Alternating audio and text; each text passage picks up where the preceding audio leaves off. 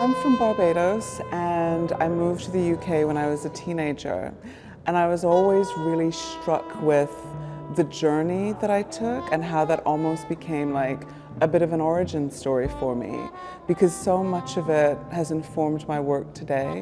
When I began thinking about Between a Whisper and a Cry and its development, it was really deeply informed by this Caribbean story of moving to the UK and making a home, but also by an understanding of climate colonialism and this new wave of climate refugees and what that means in terms of global conversations around fugitivity, but also finding respite, building home, and also what, histories of colonization have done to islands or countries that are now at the vanguard of climate change.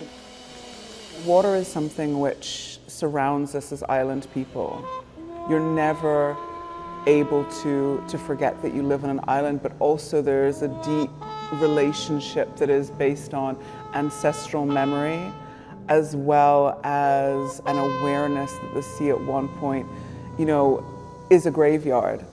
There are bodies underneath the water, and memorializing those who have lost their life because of racial discrimination, because of colonialism, is really something that's at the heart of my work.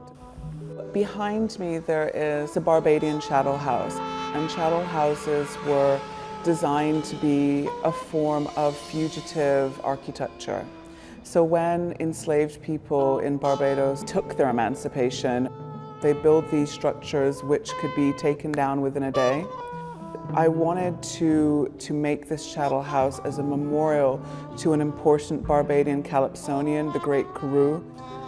He was in his home with a friend, and the sea waters and the river waters started to rise in Barbados during the hurricane season. And there's this lingering image in my mind of thinking about him being trapped in what becomes a tomb, in what becomes a memorial. And I wanted to have this image of this chattel house as memorial deliberately sinking below the surface, deliberately sinking into the floor, to really create something very unstable, but also to think about how you can seek refuge in a world that is growing even more unstable. In my time in LA, I've been really thinking about the houseless situation that is here, but also everywhere in the world. Where I live in Scotland, it's a huge problem as well, but the materials of seeking refuge seem to be so universal, and especially the use of this tarp. And in the film, I very explicitly used that tarp. And we were filming on this very remote beach on the Isle of Lewis, very far north, with a dear friend, Tulani Rachia.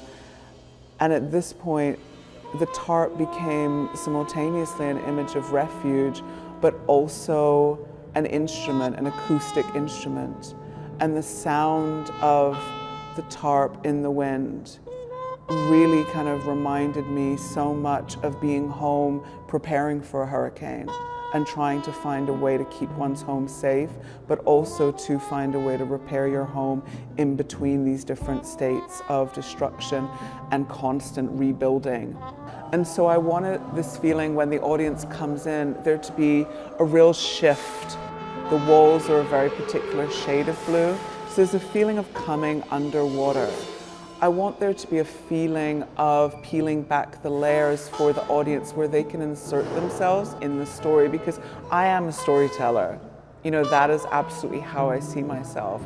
And I'm really aware that the audience here becomes part of that story.